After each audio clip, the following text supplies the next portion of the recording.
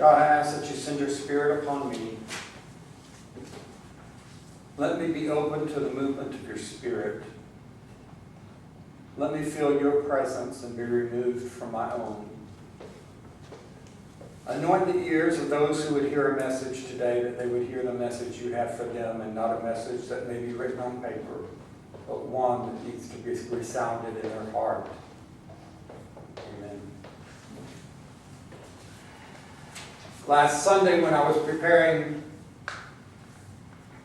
I had read the gospel and Roy was working on bulletin, and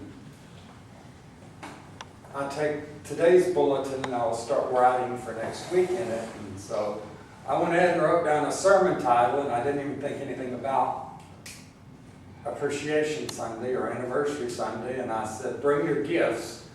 And after Roy printed it up, I thought, oh God, that sounds horrible. But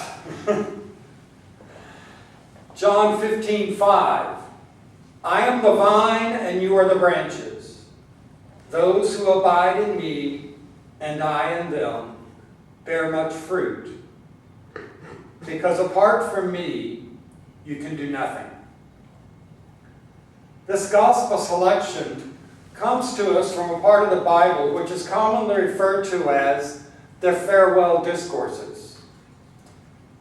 This series of discourses is found in the Gospel of John, chapters 14 through 17, where Jesus is preparing the disciples for his very departure and teaching them the importance of the great things that they would be doing, just as Jesus had done great things in his ministry. I've always been curious as to why the vine. So I looked it up, really. The significance of the vine, or the grapevine to be more specific, is that it was the symbol of Israel, much like the eagle is the symbol of America. It was their heritage. It was what they claimed. Sometimes the branches of the vine must be pruned. Yes, that can be and is a very painful experience at times. But the good news is that the scriptures also teach us that God is the vine grower, the vine dresser. It is God that will be doing the pruning, not us as members of the church of the faith community. So rest assured, we can put our pruning shears down and let God do the pruning. Some of the things that we must be pruned away from time to time are regrets, living in the past, resentments, bitterness, envy. These things can't, by themselves, sap the energy from the vine, but it takes energy to keep them propped up. Holding on to heavy weight takes a lot of effort, and the limbs must be cut away. Some counselors say depression works this way. When we are depressed, it sometimes means we're suppressing feelings. We're holding something inside, afraid or unwilling to let it out. We do not want to admit that we are resentful or angry, so we stuff it down. It takes energy to suppress and hold in these emotions. Energy that robs us of feeling alive. We have to stop. We must cling to the vine. One way we do this is to remove what is unnecessary in our lives, and the other is to stay focused on that vine. Imagine if you were a branch. On one side you have the vine, our life source, and on the other side we have the fruit. We all know about fruit. Our effectiveness is determined by which one we focus on. And in our world, it's hard not to focus on the fruit. So much of our worth is measured by what we produce. We get raises at work or promotions for our production amount. We can feel pretty good when we're producing well, but when we aren't, that's another story we have to face. We also measure ourselves by comparing our fruit to what others produce. We can feel fine until we look around, focusing on the success, achievements, and appearances of others, and that can undo us. Our job is to be a branch and let God's power flow through us. We can obsess over what fruit we are producing. We start to believe that the fruit is up to us. But Jesus says it's not. That's not our job. Our job really is to be the branch and allow God's power to flow through us. That can get confusing, especially when we start to draw our own self-worth from our own fruit. Our fruit and how it compares with others begins to determine our identity. We begin to think we are the vine and that we are the source of our own strength. We have to ask ourselves, do I receive my identity from the things I produce or the one who produces through me? What is important is not the quality of the material you give me to use, but my power to use what you give me. That is what Jesus wanted his disciples to learn from this preparation for the farewell.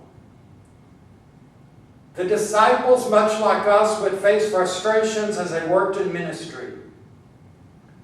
What we need to be doing is bringing our gifts, the gifts that God has given to each of us as individuals, for one purpose. That one purpose should be to honor God where we are with what we have. Wherever you are, just say, I make it my purpose to honor God right here and right now. If you make that your purpose, then wherever you are, you can fulfill your purpose. And if you honor God, then you're in the right place. Just make honoring God your aim. Again, picture yourself, the vine on one side, on the other side is the fruit.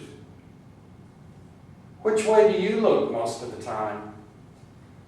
Is it towards the goals you're trying to accomplish? Towards the tasks that you have to do?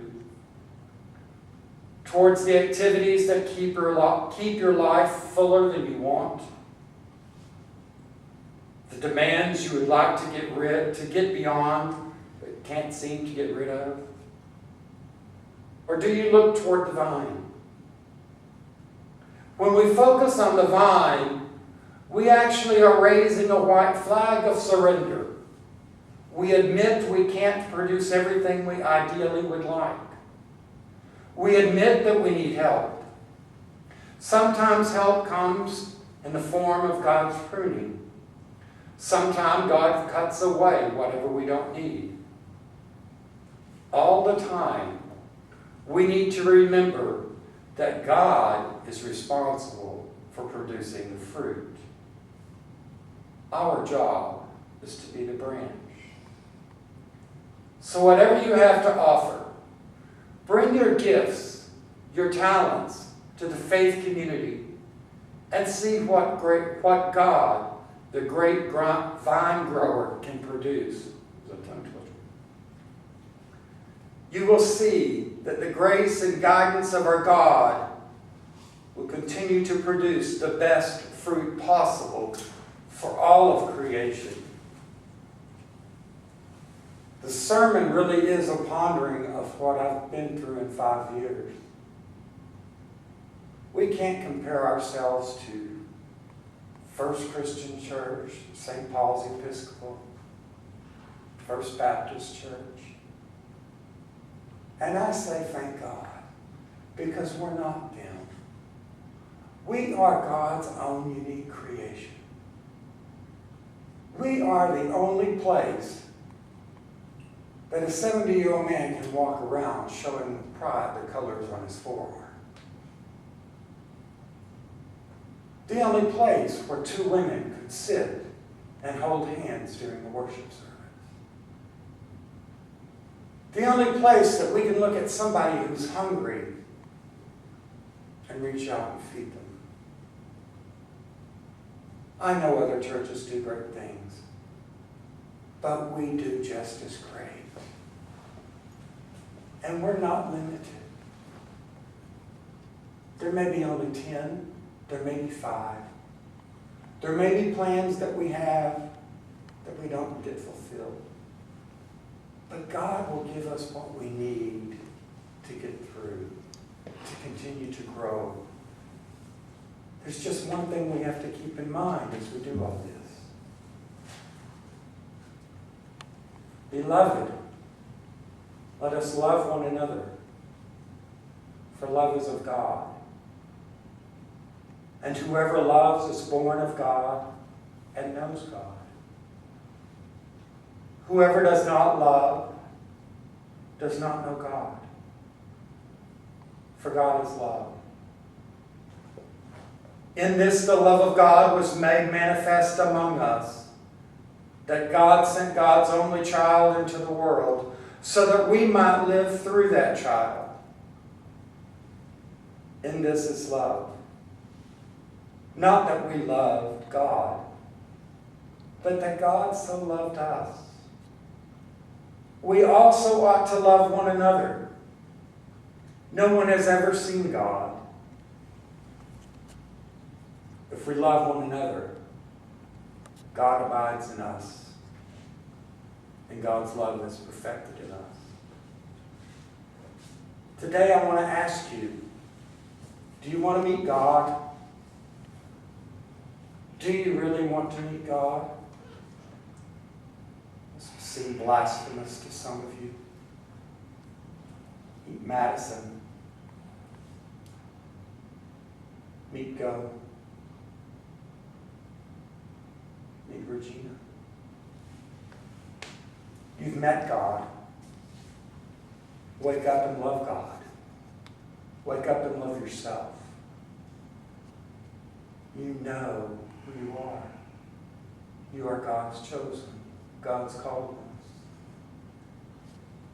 We've been through so much as a church. I look around and I can think of most of you. I've attended funerals for your family, for your friends. I've sat in hospital rooms waiting for your procedures to be done. Sat in the lobby of a hospital waiting for some surgery to finish, to go to a vending machine to find out there's nothing in there worth eating.